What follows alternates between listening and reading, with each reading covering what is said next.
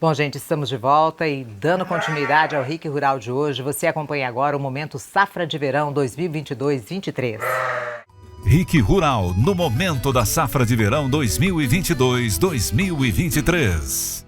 O Momento Safra de Verão 2022-23 de hoje vai tratar de um assunto extremamente importante para o produtor que está aí terminando a sua colheita, que é a preparação do solo para a próxima cultura que está por vir, que ele vai plantar. Eu estou aqui com o Fábio de Oliveira, que é pesquisador da Embrapa, especialista em fertilidade do solo e nutrição da planta. Lembrando sempre do que o Fábio vai falar, que é sobre a aplicação de adubo. E se você utilizar o adubo de uma forma muito otimizada, de uma forma racional, na quantidade certa, você acaba tendo uma diferença depois dos custos finais da sua produção. Fábio, que momento então importante, como a gente estava falando, e que você orienta o produtor a fazer o que agora que ele está tirando a soja e talvez colocando o milho na sequência? Essa é uma fase importante, que o agricultor deve ter já seu planejamento de manejo de adubação estabelecido, porque o ideal é que ele avalie nesses sistemas intensificados toda a sua safra agrícola, o ano agrícola, a cultura da soja e a cultura da sucessão, seja o milho safrinha, seja o trigo. E planeje uma adubação que complemente o fornecimento e atenda à demanda dessas duas culturas. Então, nesse momento, principalmente para aqueles agricultores que vão iniciar o plantio do milho segunda safra, existe uma janela muito curta entre a colheita da soja e a semeadura do milho. Então isso precisa ser otimizado, o planejamento de adubação já precisa ser feito, de forma a fornecer aquelas quantidades de nitrogênio, de fósforo e potássio planejadas para atender à expectativa de produção daquele agricultor.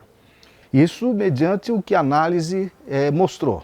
Isso, de acordo com uma análise química de solo, que deve ser feita de forma ideal anualmente, trazendo informações muito válidas para aqueles agricultores que acabam realizando eventualmente a cada 2, a cada 3 safras no máximo. Agora, Fábio, e você fala sempre quando a gente está conversando sobre adubação de sistemas. O que consiste isso e onde ele é aplicado?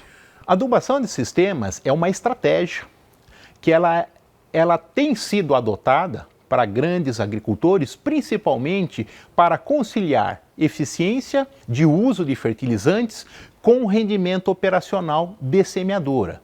Então, naquelas situações em que o agricultor precisa fazer uma semeadura mais rápida em grandes áreas, ou mesmo porque o seu parque de máquinas é diminuído, a estratégia de adubação de sistemas, ela consiste na antecipação da adubação de um ciclo anual de cultivo, fornecendo toda a demanda da soja e da segunda cultura em uma única operação. Então, dessa forma, a segunda semeadura acaba se tornando mais rápida.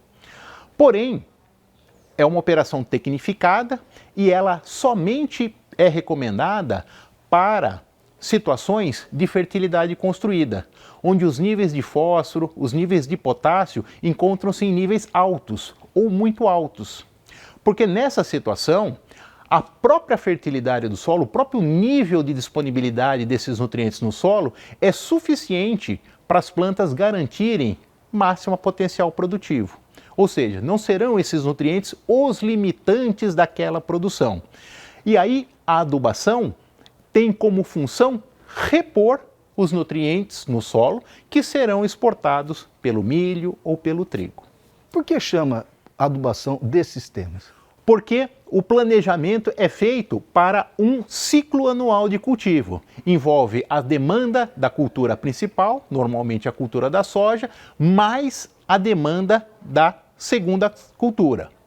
E além, então, você está aplicando a adubação para uma sucessão de culturas.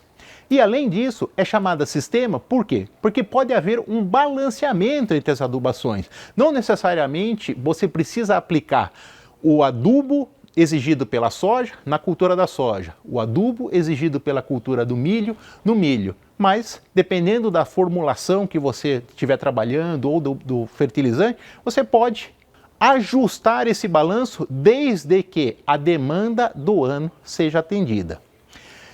E uma informação bastante interessante é que, para aqueles agricultores que adotam sistemas envolvendo a soja e uma cultura de inverno, por exemplo, o trigo ou mesmo uma espécie de cobertura, na ideia da adubação do sistema, pode-se até mesmo racionalizar e reduzir a adubação utilizada pelo agricultor. A adubação feita na segunda cultura normalmente deixará um residual de fertilidade suficiente para que a cultura da soja, na safra seguinte, se estabeleça de forma completa e com alto potencial.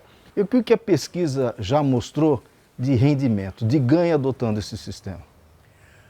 Essa é uma técnica que andou bastante junto com os agricultores. O que a pesquisa veio referendar é que, em que condições a adubação de sistemas pode ser adotada sem perda de eficiência de uso do fertilizante.